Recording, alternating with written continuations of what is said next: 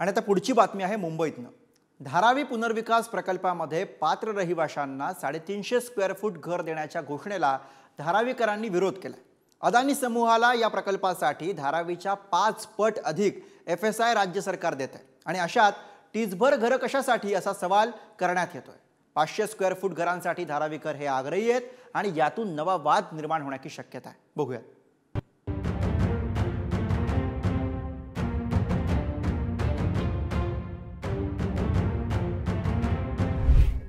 धारावी पुनर्विकास प्रकल्प पुन्हा एकदा नव्या वादामुळे चर्चेत आलाय। धारावीतील पात्र रहिवाशांना 350 स्क्वेअर फूट सदनिका देण्याचा निर्णय अदानी समूहाने जाहीर केलाय। मुंबईतील इतर कोणत्याही झोपडपट्टी पुनर्वसन योजनेपेक्षा या प्रकल्पात जास्त FSI देण्यात येत असल्याचं अदानी समूहाचं म्हणणं आहे। धारावीतील पात्र निवासी सदनिका धारकांना 17% अतिरिक्त म्हणजे 350 चौरस फूट जागा मिळणार आहे।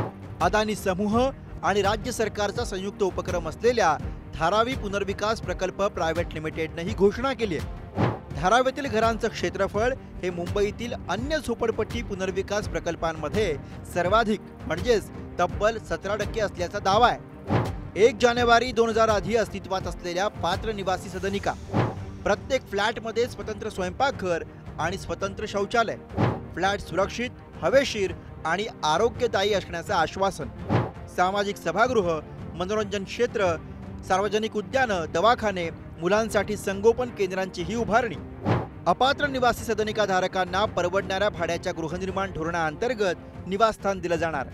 या प्रकल्पातून झोपडपट्टी पुनर्वसन आणि शहरी पुनरुज्जीवनाचे नवे मानदंड निश्चित होतील।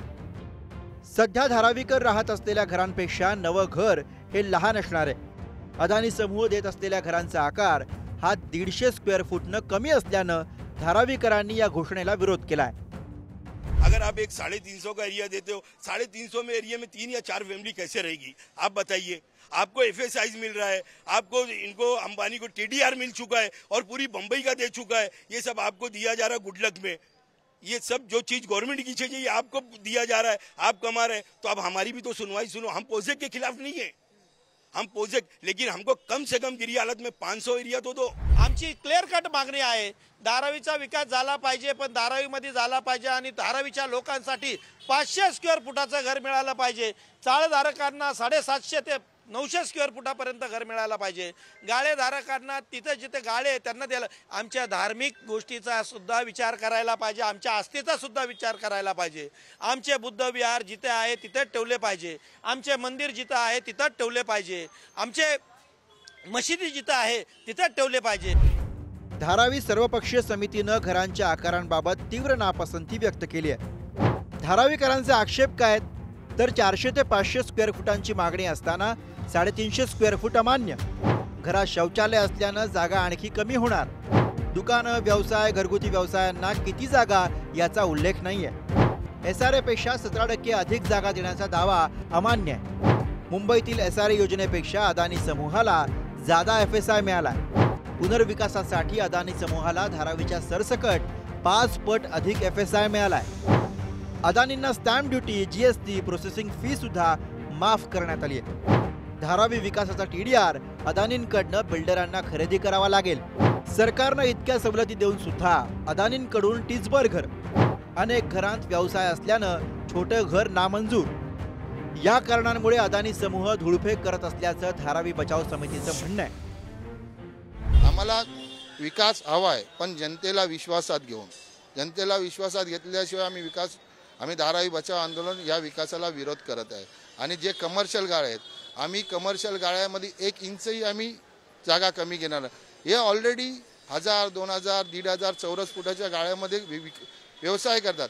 धारावीमध्ये 3-3, 4-4 मजली हे महानगरपालिके असताना शासनाच्या समोरच झालेलं आहे ना। या 1000 स्क्वेअर फीट आहे तर वरती 2-3 माळे 3-3 हजार स्क्वेअर फीट म्हणजे 4000 स्क्वेअर फीट ते जागा ऑलरेडी आजच्या तारखेला ते वापर करतात।